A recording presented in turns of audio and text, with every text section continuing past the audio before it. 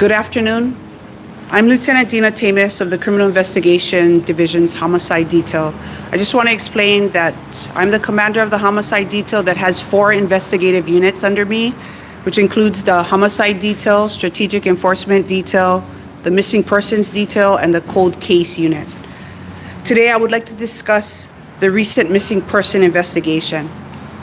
Last night at approximately 11 p.m., a female reported that on the day earlier, Sunday, February 11th, at approximately 11:40 a.m., she allowed her 2 sons and her to go with her ex-boyfriend to Pololo. They left in her 2001 gray Honda Odyssey van, but had not returned. At approximately 7:30 p.m. last night, one of the sons called his mother and said that they were on the way home. During the call, the mother and her ex-boyfriend argued before the call was cut off. Despite repeated calls to his phone, there was no answer. At the time of the initial report, there were no reports of child abuse or imminent danger to the children. Today, at about 10:30 a.m., additional information was discovered. The boy's mother learned from family members that her ex-boyfriend had struck one of her sons in his face. She added that he had never taken them for this long period of time without contacting her. She was very concerned and believed her sons were in danger. Based on this, we decided to activate the MAILE Amber Alert. I'd like to introduce Detective Michael Garcia, who is in charge of the missing person detail. Good afternoon. Today's MAILE Amber Alert activation is a result of 2 years of planning and preparation, utilizing upgraded notification procedures in line with national trends. Within 5 minutes after issuing the WEAL alert, the wireless emergency alert, Shane Santos reached out to his ex-girlfriend and agreed to meet with missing persons investigators. This is the first time we've utilized the system since we implemented the upgrades. Upon receiving the notification of a missing persons, we get notified of all missing persons cases on Oahu. Prompt and immediate investigation is conducted. The facts and circumstances that were not presented during the initial investigation were discovered later, and as Lieutenant Tamis mentioned, which is the reason why the Amber Alert activation was activated. Just to remind the public of the activation criteria, okay? The child must be 17 years of age or younger. Okay? There must be sufficient information to indicate that the child has been abducted and is in immediate danger of serious bodily injury or death. Sufficient information is available about the child and the abductor and or the abductor's vehicle. Okay? After review of the facts and the information, a MAILE Amber Alert was authorized. The activation was authorized. Internal and external notifications were made. A flyer was created and uploaded to X, formerly known as Twitter. The wireless emergency alert, EAS emergency alert system messages were sent out and the media was notified. Okay. Some people were asking about the use of Twitter, why we use that, or it was implemented into our procedures. X, it follows, using X or Twitter follows national trends that are being used currently by other states. Twitter is the only tested social media format that allows open access to the public, meaning that a person does not have to have an account during an alert activation, Amber Alert activation. Twitter is also able to accommodate the spike in users trying to open the link. Okay? Our research revealed that there was a strong possibility that HNL Info and other HPD websites would crash during a surge.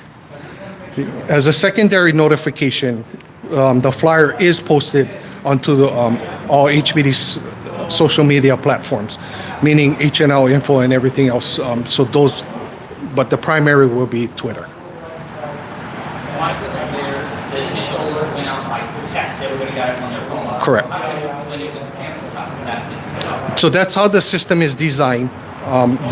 We do a cancellation on our end of the system, and basically what it does, it just stops the alert from being pushed out in case somebody turns on their phone, or they were charging their phone, or they were in a non-cell service.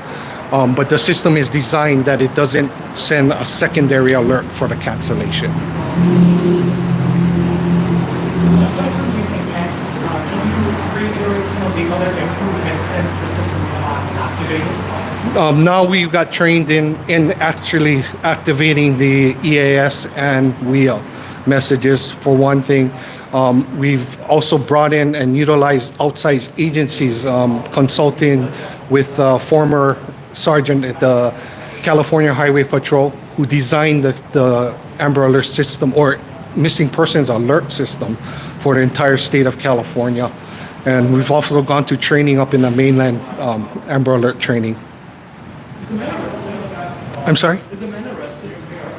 Man arrested? No, He's not arrested. no. So how are you treating this? Right now, the investigation is ongoing. I would defer to Lieutenant Tamis for further questions. This was, there's a lot of times where there is custodial interference where one parent or a friend of the family or whatever might take kids away.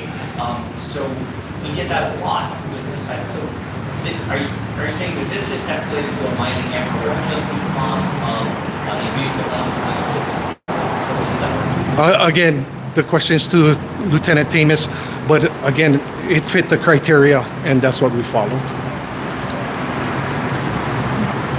So sorry, to answer your question, yes, when we found out more information that the child was recently abused, and now, he hasn't been home since Sunday, even though we got the report Monday night, yes, we felt that it met the criteria for the MAILE Amber Alert. You mentioned Mr. Santos reached out to the ex and they agreed to meet.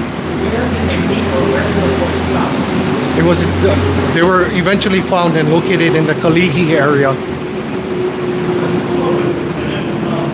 man, is he still in police custody, or what's the status of him? Right now, detectives are interviewing him. That's all part of our investigation.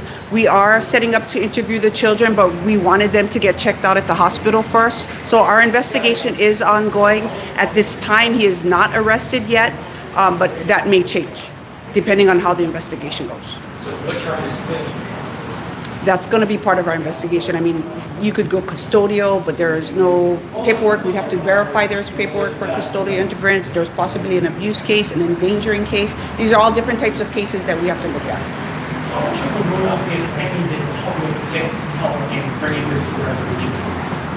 I think at that time, I think within 5 minutes we learned, I think the public did. We had received a couple calls of previous sites of him. So that was part of it as well. So I think it was a combination of everyone's assistance. Have you been able to find out why the mom waited? It sounds like she waited a day to call police and let them know that the boyfriend went out with his kids. Around the day, yeah, a little bit longer than 24 hours. That's part of the investigation as far as why she waited. But moving forward, I do want to just take a moment to thank the Hawaii Emergency Management Agency, the State Department of Transportation, Amanda Leonard from the Hawaii National Center for Missing and Exploited Children, and all of the public for your assistance. The cooperative efforts from everyone involved has helped us in locating William and Raymond safely. Okay, I think that's all we have for now. Thank you. Question, can you just confirm the last time this was activated was, I think it was 2022 with Michaela Davina? Was there any other? No, that wasn't the Honolulu Police Department. We've never activated the new system. The last activation was on the old system in 2005, I believe, for Oahu. Okay? The alert just went out on Oahu or statewide? Oahu. Okay, thank you.